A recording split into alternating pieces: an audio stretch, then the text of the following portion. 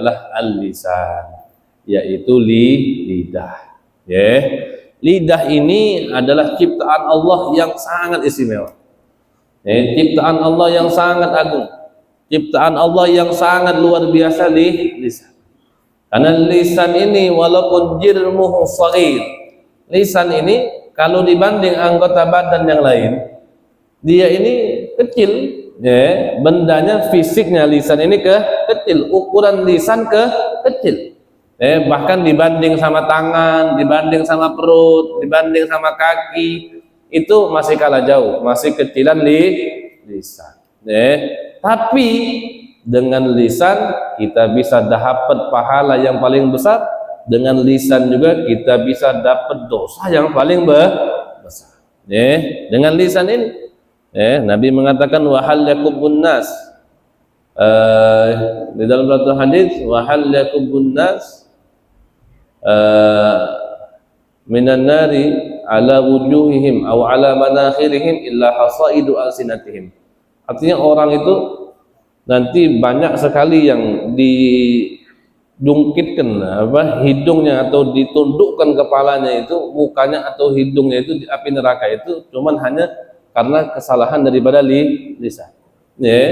Berapa banyak dengan salahnya lisan ini kita dimasukkan oleh Allah Subhanahu wa taala ke dalam api neraka. Juga banyak orang yang dengan lisannya Allah angkat derajatnya, Allah istimewakan posisinya, Allah masukkan surganya Allah Subhanahu wa taala. Maka lisan ini ukurannya kecil tapi pahalanya besar, juga kebalikannya dosanya juga besar. Dan lisan ini termasuk daripada ibadah yang paling tinggi juga. Karena dengan lisan kita bisa mengetahui orang ini beriman tidak kepada Allah. Dengan lisan kita bisa mengetahui orang ini kufur atau tidak kepada Allah Subhanahu wa taala. Semuanya dilihat dari lisan. Dan semua yang ada di dalam alam semesta ini, baik itu khalik Allah ataupun makhluk, itu tidak terlepas dari lisan. Tidak terlepas daripada lisan. Makanya Al-Imam Syafi'i ketika dikatakan orang, ketika difitnah orang, ketika diejek orang, beliau tidak heran. Beliau mengatakan jangankan saya, Allah saja dikatakan punya anak. Allah saja masih difitnah, Allah saja masih dituding, Allah saja masih dikatain. Bahkan asyraful khalq, makhluk yang paling mulia seperti Nabi pun juga dikatakan sihir, dikatakan dukun, dikatakan pemisah antara istri dan laki dan semuanya. Semua itu tidak terlepas daripada lisan seseorang. Makanya lisan ini sesuatu hal yang sangat sakral, sesuatu hal yang sangat luar biasa juga.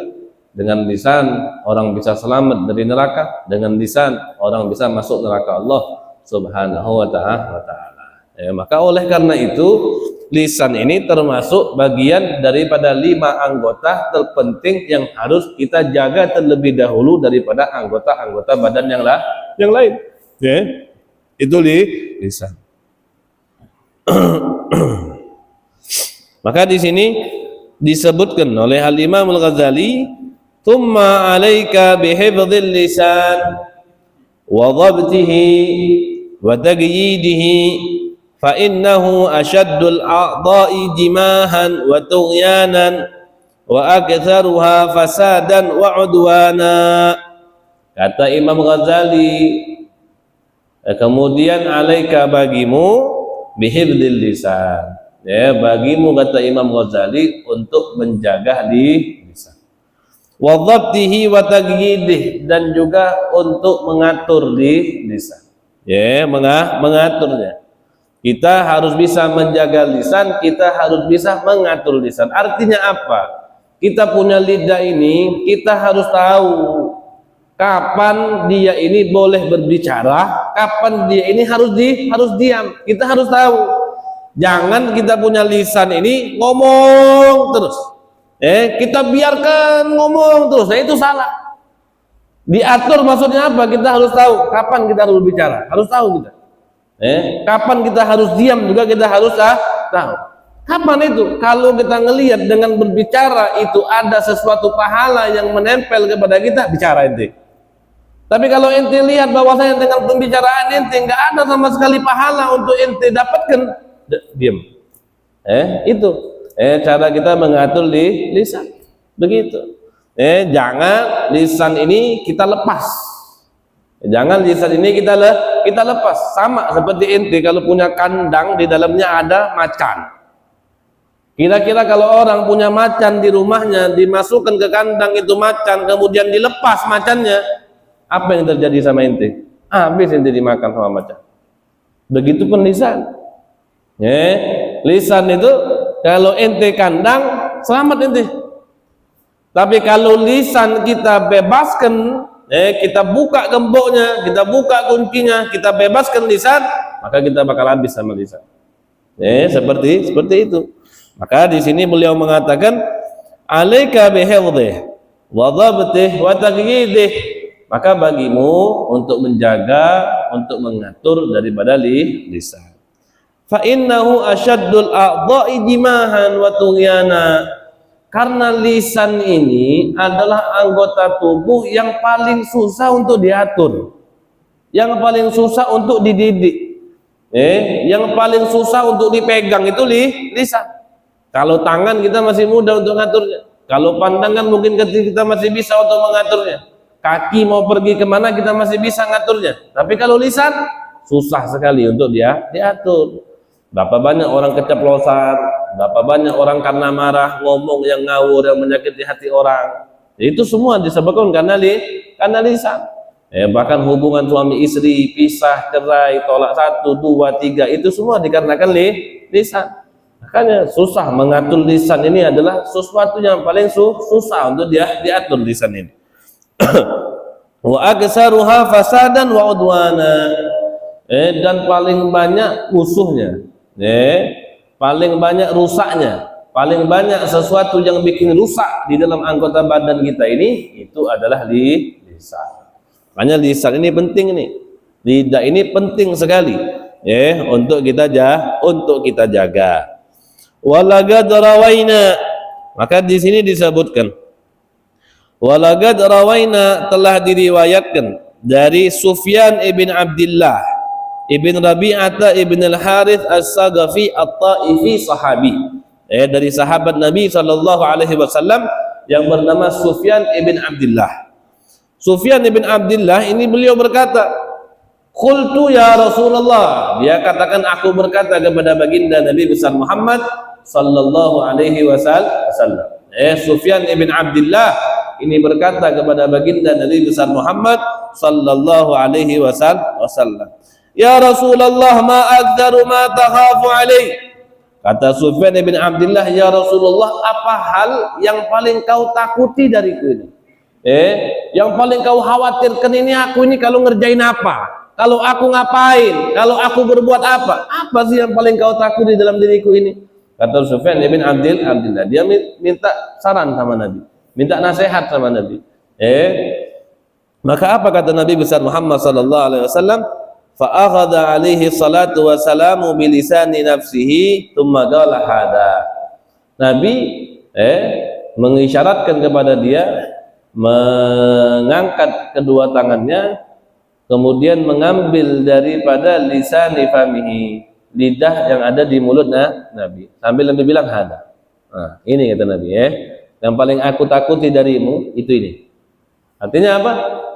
Lisanmu itu tadi itu yang paling aku takuti. Kalau kau ngomong sembarangan, kalau kau ngomong sesuatu yang tidak faedah, kalau kau ngomong sesuatu yang di situ lalai kepada Allah Subhanahu wa taala, nah situ aku takut. Yang paling ditakuti Nabi itu bukan maksiat tangannya, bukan maksiat matanya, bukan maksiat yang lain, tapi yang paling Nabi takuti maksiat yang muncul daripada lisan ini. Walaupun maksiat-maksiat yang lain dikhawatirkan sama Nabi, tapi yang paling besar, yang paling ditakuti daripada Nabi SAW kepada sahabat yang bernama Sufyan ibn Abdullah itu adalah lisan. Ini menunjukkan bahwasanya lisan ini sesuatu hal yang sangat luar biasa. Summa gala hada wa an Yunus bin Ubaidillah, juga diriwayatkan dari Yunus bin Ubaidillah. Eh, Yunus bin Ubaidillah ini beliau mengatakan inni wajadtu nafsi tahtamilu mu'natas siyam fil harri syadidi fil bil Basrah. Beliau mengatakan aku dapati diriku itu mampu untuk apa? Tahtamil mu'natas siyam, untuk menanggung derita puasa fil harri syadid bil Basrah, di panas yang begitu sangat di kota Basrah. Basrah ismu balad, nama kota, nama kota di syarqi an-Nisil Gahira, timur dari negara Mesir, daerah timur dari Mesir. Beliau mengatakan di panas yang begitu sangatnya aku masih sanggup untuk nahan derita puasa, masih sanggup. Mau di tempat yang begitu panas, di cuaca yang begitu panas, untuk nahan derita puasa, hausnya, keringnya tenggorokan, keringnya bibir, lelahnya badan ini, aku masih sanggup, kata beliau. Tapi apa kata beliau yang dia nggak sanggup? Wala tahtamil tarka kalimatin la ta'niha. Tapi diriku ini nggak sanggup untuk meninggalkan satu kalimat yang nggak ada faedahnya. Meninggalkan satu kalimat yang nggak ada faedahnya, nggak sanggup. Tapi kalau puasa di tempat yang panas, betul-betul panas, aku masih sanggup untuk puasa. Tapi kalau untuk meninggalkan satu kalimat saja yang nggak ada faedahnya, itu masih nggak sanggup untuk meninggalkan. Mau ngomong terus, mau bicara terus, seperti itu. Ini daripada apa namanya? Daripada susahnya, susahnya daripada menjaga lisan. Nabi SAW mengatakan man waga syarra qabih wa dabdabih wa lagih faqad waga syarra kullah. Nabi mengatakan orang yang menjaga perut, orang yang menjaga kemaluan, orang yang menjaga lisan, kata Nabi, maka dia menjaga kejelekan dari semua kejelekan. Jadi kalau kita mau terhindar dari semua kejelekan, jaga perut, jaga kemaluan, jaga lisan. Kita jaga tiga itu, insya Allah semua kejelekan nggak ada pada diri kita. Kalau kita jaga, udah itu semua. Lisannya kita jaga, perut, apa yang masuk ke dalam perut kita jaga. Karena yang masuk ke dalam perut itu menentukan. Karena yang menjadikan kita semangat untuk berbuat taat, menjadikan kita selalu pengen berbuat maksiat, itu termasuk makanan yang halal ataupun yang haram. Orang meninggalkan sholat, meninggalkan puasa atau melakukan maksiat, mau ataupun tidak mau dia, kalau dia makan haram. Sya'a am aba, mau atau tidak mau, dirinya ini selalu mengajak dia untuk berbuat maksiat. Disebabkan apa? Dia memakan sesuatu hal yang haram. Ikut sendiri, ikut sendiri. Makanya hati-hati. Makanya orang yang menjaga perutnya, maka insya Allah dia tidak mungkin bermaksiat kepada Allah Subhanahu wa Ta'ala. Karena apa kata Nabi? Orang yang menjaga perutnya, orang yang menjaga lisannya, orang yang menjaga daripada kemaluannya, maka dia akan menjaga dirinya dari semua kejelekan. Dari semua kejelekan. Kemudian ada juga diriwayati oleh Muaz bahwasannya Nabi SAW, Sayyidina Muaz berkata kepada Rasulullah, ya Rasulullah, ayyul a'mali afdal. Kata Muaz, wahai Rasulullah, amal apa yang paling bagus? Amal apa yang paling afdal, kata Muaz kepada Rasulullah. Maka Nabi mengatakan, fa akhraja Rasulullah sallallahu alaihi wasallam lisanah thumma wada'a alaihi isbi'ah. Kemudian Nabi mengeluarkan lidahnya sambil menunjuk kepada lidahnya. Amal apa yang paling afdal? Lidah, kata Nabi. Lidah, makanya lidah ini walaupun ukurannya kecil, dia pahala yang paling besar juga bisa jadi dosa yang paling besar. Itu lidah. Kalau kita bisa mengatur lidah kita ini kapan untuk berbicara, maka kita bakal besar dapat pahalanya. Maka dia bisa menjadi amal yang paling afdal. Tapi kalau kebalikannya, kalau kita nggak bisa mengatur lisan ini, kita lepaskan saja dia berbicara semaunya dia, maka dia akan menjadi dosa yang paling besar. Maka oleh karena itu Al-Imam Al-Ghazali beliau mengatakan fa'alaika idan bittahaffuz jiddan wa badlil majhud.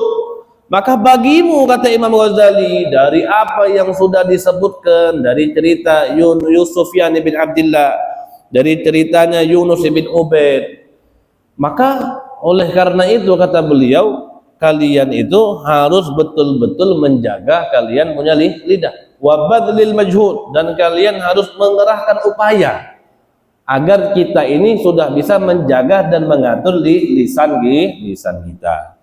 Maka di sini beliau mengatakan wa nadzkur khamsata usul. Dia sebutkan 5 pokok. Kenapa kita harus menjaga lisan? Disebutkan 5 pokok oleh Al-Imam Al-Ghazali. Maka di sini beliau mengatakan ma rawa Abu Sa'id Al-Khudri. Apa yang diriwayatkan oleh Abu Sa'id Al-Khudri. Abu Sa'id Al-Khudri beliau mengatakan anna ibna Adam idza asbah, bahwasannya anak Adam ketika di pagi hari ini kafaratil a'dha kulluha lil lisan. Kafarat, ada sebagian ibarat yang mengatakan bakarat ay asra'at, anggota badan tubuh kita ini, mata, kepala, tangan, kaki, anggota badan kita ini semuanya cepat-cepat mendatangi daripada lisan. Ketika kita pagi hari ini, anggota badan kita ini datang semuanya ke lisan. Datang semuanya ke lisan. Apa namanya? Apa dia katakan wagulna, dan semuanya anggota badan ini, tangan kita, mulut kita, lidah kita, apa namanya? Mata kita, telinga kita, kaki kita ini semuanya mendatangi lisan, kemudian dia berkata kepada lidah. Apa yang dia katakan? Nunshiduka billah.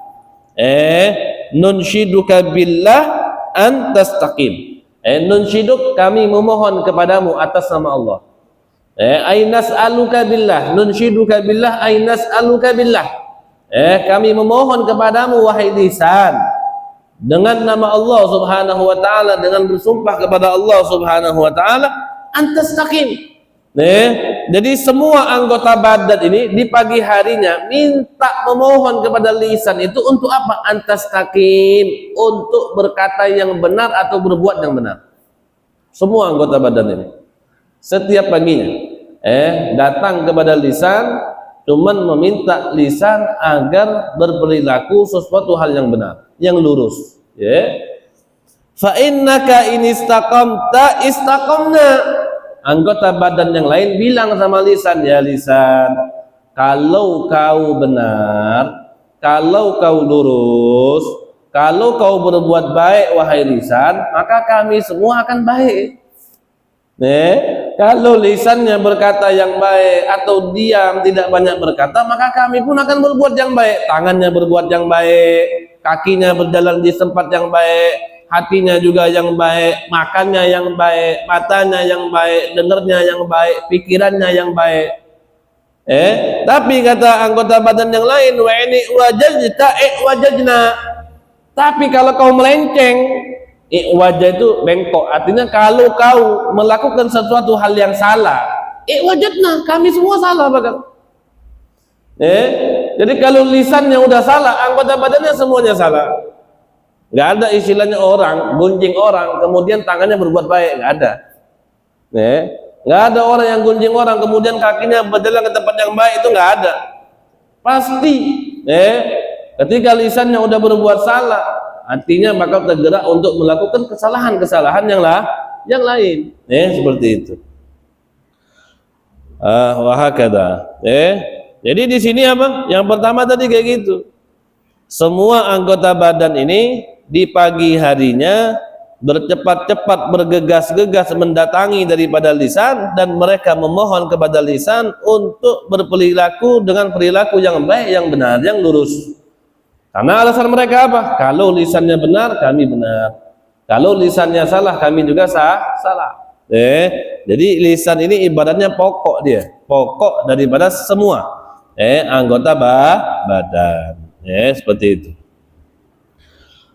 Kemudian di sini beliau mengatakan, kata Imam Ghazali, qultu, aku katakan, wal makna fihi, dan makna di dalam apa yang diucapkan oleh Abu Sa'id Al-Khudri ini, wallahu alam, artinya Allah lebih tahu maknanya, tapi Imam Ghazali berusaha untuk menyimpulkan maknanya kepada kita.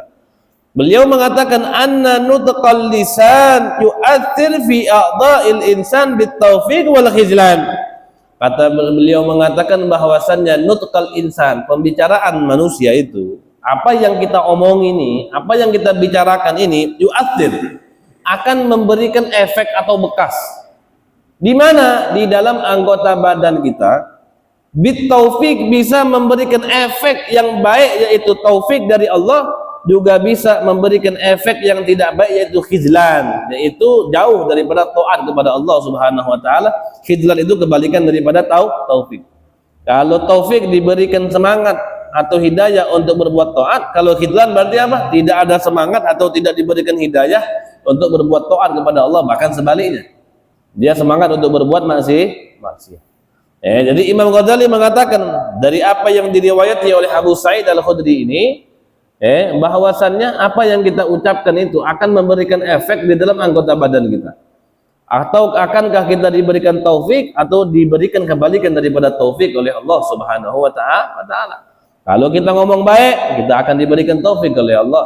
Tapi kalau sebaliknya, yang kita omongkan tidak baik, maka kita akan diberikan khizlan, mahrum an taatillah. Kita diharamkan untuk berbuat taat kepada Allah Subhanahu wa taala.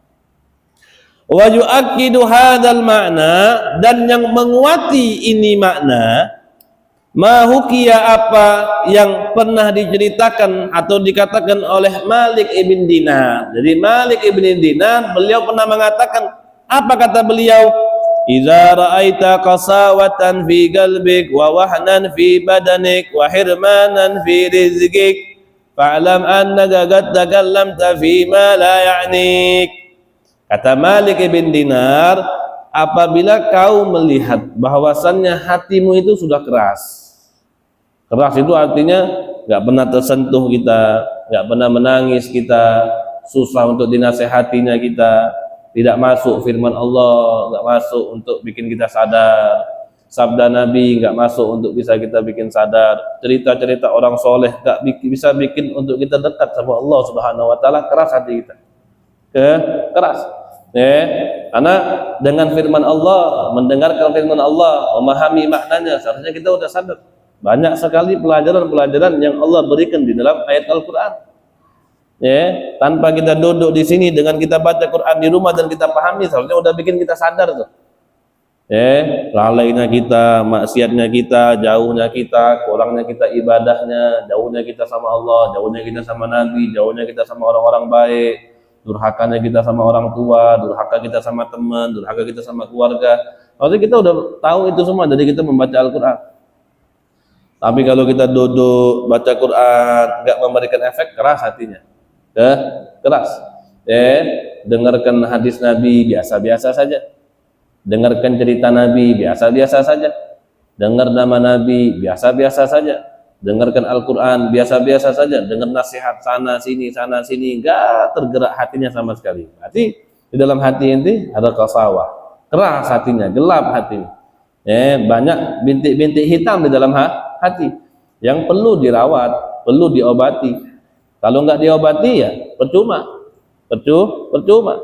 harus diobati. Nah, kata beliau, kalau kalian ngelihat hati inti keras, wahnan fi badanik, kalau kalian merasa badan ini wahan dhaaf, lemah untuk gerak, susah. Kalau bahasa sekarang mager. Mager itu apa? Malas gerak. Bahasa orang gaul sekarang mager. Yuk jalan ke sini, mager Yuk manjat yuk, mager Malas gerak. Badannya malas gerak. Dan dengar Allahu Akbar,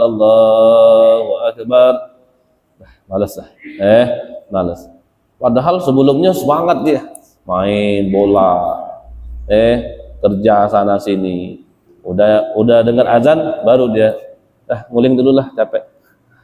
Malas, wahan fi badanik. Kalau kita ngerasa di badan kita ini lemes, lesu, malas geraknya, Wa hirmanan fi rizqik, dan kita ngerasa kita punya rezeki ini kayaknya gitu-gitu aja. Gitu-gitu aja. Udah kerja sana sini kayaknya habis aja setiap bulannya. Nggak ada lebih-lebihnya rezeki ini. Nggak ada lebih-lebihnya. Kayaknya setiap hari sama aja, kadang kurang. Biasa dapat 100, 150. Ini hari ini dapat 70. Kadang dapat cuma 50. Diambil isi habis. Buat rokok ngutang masih. Gitu. Gitu-gitu aja rezeki anak. Gitu-gitu aja rezeki anak. Kita ngerasain kayak gitu tuh. Apa kata beliau? Fa'lam annaka qad takallamta fi ma la ya'ni. Maka ketahuilah sesungguhnya yang kalian rasakan itu semua, hatinya keras, anggota badannya lemes, apa rizkinya gitu-gitu aja, itu semua disebabkan kita berbicara dengan sesuatu yang tidak pantas untuk kita bicarakan. Yang tidak ada faedahnya untuk kita bicarakan. Akibatnya apa? Akibatnya kita terlalu melepas lisan kita. Kita lepas, terserah dia mau ngomong apa, terserah dia mau bicara apa, terserah dia mau ngomong sama siapa, tentang apa, dia omongin terus sama dia. Nggak pernah dia tahan sedikit aja lisannya untuk bertemu, untuk berbicara. Apalagi kalau dia sudah ketemu sama kawan-kawannya. Kawannya cuma lewat saja. Makanya kita ini kan sering apa namanya istilahnya, bentar aja, kita bentar aja, mampir 2 jam, 2 tahun, mampir 3 jam, 2 tahun. Apa yang menyebabkan kita bisa lama itu? Lisannya. Kalau ente duduk depan orang diam aja, balik ente langsung. Balik langsung. Nggak mau duduk lama-lama sama orang. Kalau orangnya nggak asik diajak ngomong, balik kita. Tapi kalau udah ketemu orang yang asik, mau balik itu tanggung. Tanggung, duduk lagi, nambah lagi, duduk lagi, nambah lagi. Oh, sampai nggak sadar. Sampai nggak sadar. Gitu. Apa yang menyebabkan kita ngerasa enak tuh untuk duduk tuh? Lisannya kita ngomong, karena kita ngomong. Asik, kita ngomong asik. Nah, itu yang kita lama tuh duduknya. Nah, yang kita omongin apa? Cerita sana sini, cerita sesuatu hal yang nggak manfaat tentunya. Sesuatu hal yang nggak manfaat.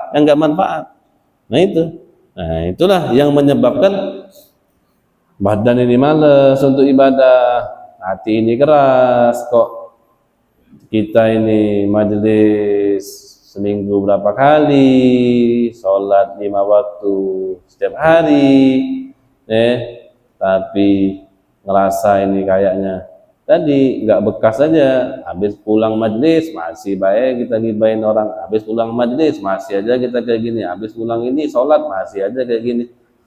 Apa makna sholat? Inna sholat tanha 'anil fahsya'i wal munkar. Sholat mencegah perbuatan keji dan munkar. Habis sholat maksiat, habis sholat ngibahin orang, habis sholat ngatain orang, habis sholat malah melakukan sesuatu hal yang sama sekali tidak manfaat atau bahkan bisa dikatakan maksiat kepada Allah Subhanahu wa ta'ala. Nah, salah satu penyebabnya kita udah tahu. Berarti kita ini selalu ngomong sesuatu hal yang nggak ada faedahnya. Berbicara atau melepaskan lisan ini untuk selalu berbicara sesuatu yang tidak ada faedahnya. Itu. Makanya ini yang pertama, alasan pertama. Kenapa ente harus jaga lisan? Ini alasan yang pertama. Karena lisan itu adalah salah satu penyebab semua anggota badan ini bisa melenceng. Makanya kalau lisannya lurus, lisannya benar, anggota badan yang lain benar. Itu alasan yang pertama. Kemudian beliau mengatakan wal aslu tsani, dan pokok yang kedua kata beliau, hifdzu waqtika, menjaga waktu. Yang namanya waktu itu adalah sesuatu hal yang sangat berharga. Waktu ini adalah sesuatu hal yang sangat berharga. Ibaratnya jauharah yang ma laisa lahu qimah, mutiara yang tidak ada kimahnya, yang tidak ada nilainya, yang nggak bisa orang beli. Ente tak mau punya duit ratusan triliun, kebun ribuan hektar, jangankan puluhan, ribuan hektar ente, bedeng ente punya, sekampung ini semuanya rumah ente. Kira-kira kalau ente ngelewatin waktu 1 jam, 1 jam saja, 1 detik kalau nggak bisa dah ente beli. Nggak ada ente bisa beli waktu. Nggak ada daripada kita ini, siapapun daripada kita ini nggak bisa ngebeli waktu. Kalau kita bisa ngebeli waktu, Banyak sekali orang yang mengulang daripada waktu-waktunya. Mudah sekali, orang biasa saja dia. Tapi kita nggak bisa ngulang waktu. Waktu itu nggak bisa diulang sama sekali. Sesuatu hal yang sangat berharga itu waktu. Makanya kita harus menjaga waktu kita. Kita harus gunakan waktu ini dengan sesuatu hal yang sangat bermanfaat. Jangan kita buang-buang kita punya waktu. Maka di sini dikatakan fa inna aktsara ma yatakallamu bihil insan min ghairi dzikrillah ta'ala fa 'alal aqal yakunu lagwan yadi'ul waktu bihi. Maka sesungguhnya kebanyakan dari apa yang dikatakan oleh manusia selain berzikir kepada Allah, paling sedikit dia menyia-nyiakan waktu, menyia-nyiakan waktunya di dalam kelalaian kepada Allah Subhanahu wa taala. Tuh, ente kalau banyak ngomong, sejam ente ngomong, 2 jam ente ngomong, 3 jam ente ngomong, apa yang ente lewatkan? Ente lewatkan untuk bertasbih kepada Allah. Ente lewatkan untuk berzikir kepada Allah. Ente lewatkan untuk bersalawat kepada baginda Nabi besar Muhammad sallallahu alaihi wasallam. Banyaknya ngomong. Coba 3 jam ente duduk setiap malam, ente gunakan untuk salawat kepada Nabi besar Muhammad. Berapa banyak salawat yang ente dapatkan? Ribuan salawat ente dapatkan. Kira-kira mana yang lebih manfaat untuk diri kita? Duduk 3 jam atau kita salawat sama Nabi? Salawat sama Nabi manfaat. Jadi berkata yang banyak selain zikir kepada Allah membuang-buang waktu, nggak ada manfaatnya sama sekali. Kita bayangkan saja umur kita yang 30, 40, 50, 60 ini, taruhlah kita mulai kenal banyak orang di usia belasan, 17 tahun, 18 tahun. Yang umur sekarang 30, 60, 50, 40, coba pikir setiap malam kita begadang. Setiap malam kita begadang. Dari jam 10 keluar rumah balik jam 1, kadang jam 9 sudah keluar balik jam 1, jam 2, 4 jam ngobrol. Pernah nggak ente ingat Allah? Nggak pernah. Pernah nggak ente salawat pas ngumpul? Nggak pernah. Pernah nggak ente zikir pas ngumpul? Nggak pernah. Ente kalikan 4 jam, 5 jam yang ente gadangkan setiap malam itu, ente kalikan selama sisa umur ente, berapa banyak yang ente buang? Berapa banyak zikir yang bisa ente baca? Berapa banyak salawat yang bisa ente baca? Jutaan salawat ente lepaskan. Padahal salawat itu menyelamatkan kita dunia akhirat. Rizki pengen lancar, salawat. Urusan pengen mudah, salawat. Penyakit pengen diangkat, salawat. Pengen masuk surga, salawat. Pengen selamat siksa kubur, salawat. Pengen masuk daripada selamat daripada neraka, salawat. Semuanya salawat. Semuanya zikir kepada Allah Subhanahu wa taala. Salawat kepada baginda Nabi besar Muhammad sallallahu alaihi wasallam. Tapi kita buang-buang begitu saja. Berbeda kalau misalnya ada hal yang memang ente patut untuk berbicara, ente patut untuk bermusyawarah, ente patut untuk ngomong, ya enggak masalah. Selagi urusan tersebut masih menyangkut tentang sesuatu yang bisa membawa ente ke dalam kebaikan, ya enggak masalah. Ente mau ngomong sejam, 2 jam, 3 jam, selagi hati ente tidak lalai kepada Allah Subhanahu wa taala. Paling tidak kayak gitu. Kalaupun kita harus duduk, paling tidak tuh jangan lupakan tasbih bawa terus. Sambil duduk, sambil salawat, bisa tak? Bisa. Kalaupun lisannya malu, nggak enak, ente so alim ente. Berubah sudah kawan kita ini, oh masya Allah sudah jadi ustadz dia, udah jadi ini dia, malu ente. Dalam hati ente bisa zikir, dalam hati ente bisa salawat, ente punya tangan ini masih bisa ente gerakkan nih. Kalau ente mah malu, dibilang oh alim ini, oh ini mau jadi ketua masjid ini, ini mau jadi ini nih, ini nyalon nih mau jadi kades nih, mau nyalon nih, dilihat baik dulu nih, dilihat ahli ibadah dulu nih, duduk-duduk megang tasbih, duduk-duduk bawa Quran, duduk-duduk bawa ini. Kalau memang ente malu kayak gitu ya, dalam hati bisa kita zikir kepada Allah Subhanahu wa taala. Dalam hati kita masih bisa salawat kepada baginda Nabi besar Muhammad sallallahu alaihi wasallam. Jadi kayak gitu. Dan di dalam urusan salawat nggak masalah. Ente mau riya, ente mau pamer, ente mau teriak setiap kali duduk, Allahumma sholli ala sayyidina Muhammad, Allahumma sholli ala Muhammad, ente teriak terus, tetap ente dapat pahala. Karena untuk bersalawat bebas. Syaratul amal ikhlas illa shalah ala Nabi sallallahu alaihi wasallam. Syarat semua amal ikhlas kecuali salawat kepada baginda Nabi besar Muhammad sallallahu alaihi wasallam. Mau kita riya pun diterima oleh Allah Subhanahu wa ta'ala. Jadi nggak masalah, nggak masalah. Paling tidak kalau kita masih mau begadang, masih mau duduk, masih mau ngobrol-ngobrol, udah paling tidak jangan tinggalkan untuk zikir ataupun bersalawat. Masih bisa. Wa dzukira anna Hassan bin Ibn Abi Sinan, disebutkan dari seseorang yang bernama Hassan ibn Abi Sinan. Hassan ibn Abi Sinan ini marra ala ghurfatin buniyat. Dia melewati ada satu bangunan yang dibangun. Satu bangunan yang dibangun. Beliau mengatakan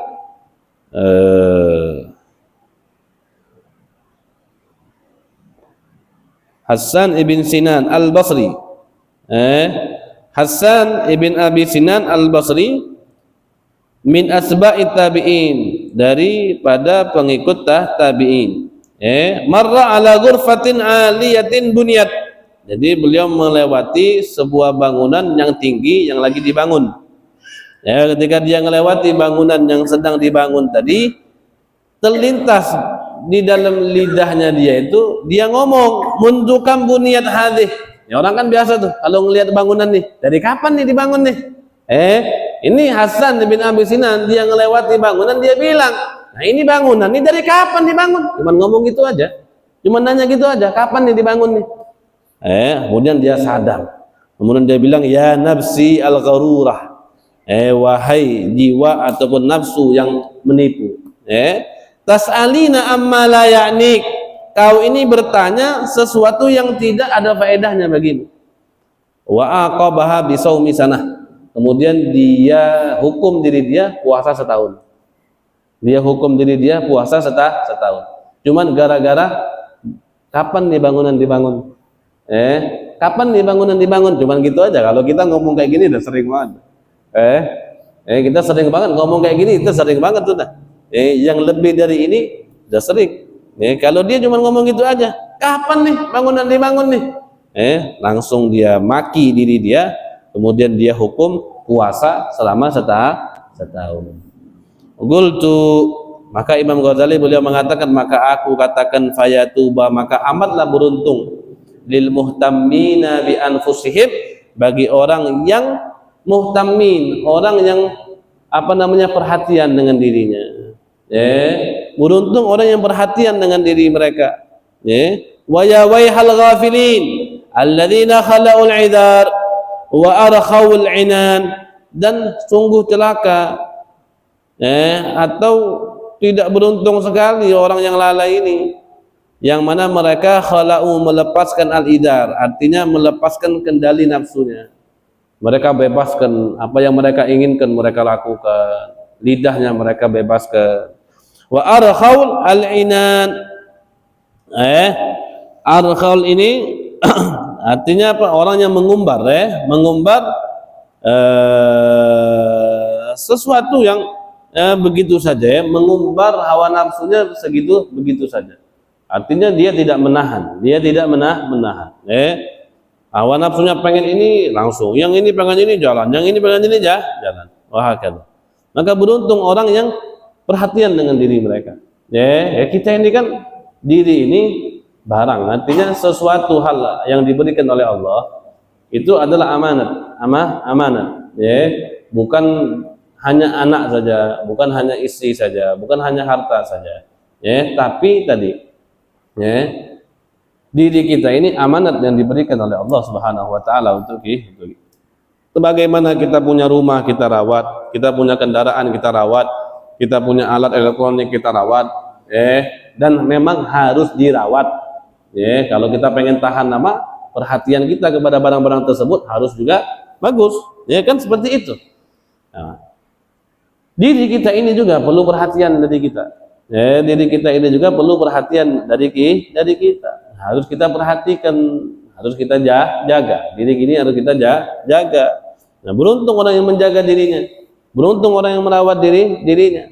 Tapi celaka sekali orang yang lalai daripada dirinya sendiri dan melepaskan daripada hawa nafsu. Maka di sini beliau mengatakan walagat sadagal gail, dan benar apa yang dikatakan dan bagus apa yang dikatakan seseorang, haitsu yaqul, daripada perkataannya tersebut, waqtanim rak'atain fi dzulmatil lail idza kunta khaliyan mustariha. Waqtanim, dan gunakanlah waktu di malam hari apabila kau kosong tadi, khaliyan mustari, apabila waktumu kosong, apabila kau santai, maka gunakanlah waktu malam itu di fi dzulmatil lail, di kegelapan malam itu untuk apa? Rak'atain, untuk salat 2 rakaat. Waqtanim ay gunakan rak'atain, 2 rakaat fi dzulmatil lail, di gelapnya malam. Ida apabila kamu khalian kosong mustarisan santai. Apabila kau santai di gelapnya malam, artinya itu maksudnya di malam hari. Waktumu kosong, kau santai di malam hari, maka gunakanlah untuk kau sholat. Paling tidak 2 rakaat. Ya kan kayak gitu. Wa idza ma hamamta bil lagwi fil batil faj'al makanahu tasbiha. Maka apabila hamamta, apabila kau ini sudah ada niat di dalam hati itu untuk lalai di dalam hal yang batil, untuk melakukan hal yang batil, maka jadikanlah tempat itu, tempat niatmu untuk melakukan sesuatu yang batil itu tasbih. Kau zikir kepada Allah, bertasbih kepada Allah, subhanallah walhamdulillah, atau subhanallah subhanallah, atau subhanallah walhamdulillah wa la ilaha illallah wallahu akbar. Faludhumus sukuti khairun minan nutqi wa in kunta fil kalami fasiha.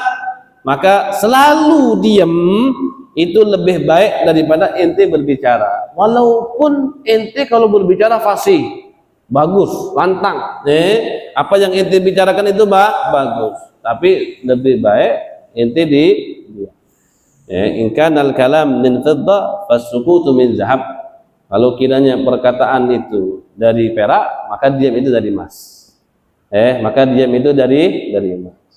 Jadi dari apa yang kita pelajari pada malam hari ini, yang terpenting bagi kita untuk menjaga daripada lisan, maka tadi ada 5 hal, tapi baru kita kaji dua hal. Kita kaji 2 hal ini dulu. Yang pertama tadi apa? Lisan ini di setiap anggota badan kita ini di setiap paginya mendatangi daripada lidah, dan mereka memohon kepada lidah tersebut untuk berkata sesuatu yang benar atau berbuat perilaku yang benar. Kenapa alasan mereka berbicara seperti itu kepada lisan? Karena mereka katakan, ya lisan, kalau kau benar kami benar, kalau kau salah kami salah. Maka Imam Ghazali mentafsirkan ini pembicaraan, dan beliau mengatakan bahwasannya apa yang dikatakan oleh lisan kita ini memberikan efek kepada seluruh anggota badan. Kalau lisan kita berkata baik, maka kita diberikan taufik oleh Allah. Kalau lisan kita berkata tidak baik, maka kita diberikan kebalikan daripada taufik oleh Allah subhanahu wa ta'ala. Kemudian kenapa kita harus jaga lisan? Karena kita harus menjaga waktu yang sudah diberikan oleh Allah subhanahu wa ta'ala. Jangan kita sia-siakan waktu yang sudah diberikan oleh Allah subhanahu wa ta'ala. Karena paling tidak, walaupun ente tidak bermaksiat dengan lisan, tapi kalau ente banyak ngomong selain zikir kepada Allah, ente sudah buang-buang ente punya waktu. Ente sudah buang-buang ente punya waktu. Ente tidak ghibah orang, tidak. Ente tidak ghibah orang, ente tidak ngejek orang, ente tidak fitnah orang, ente tidak menghina orang, sama sekali nggak ada bentuk maksiat yang ente katakan. Tapi ente nggak zikir sama Allah, kira-kira buang waktu nggak? Buang-buang waktu. Ente nggak zikir, ente buang-buang waktu. Kenapa? Karena waktu kita ini harus kita fungsikan semuanya untuk taat kepada Allah subhanahu wa ta'ala. Nggak boleh yang lain. Kalau kita gunakan yang lain, artinya kita menyia-nyiakan waktu. Itu adalah kepentingan daripada lisan. Mungkin ini saja pengajian kita pada malam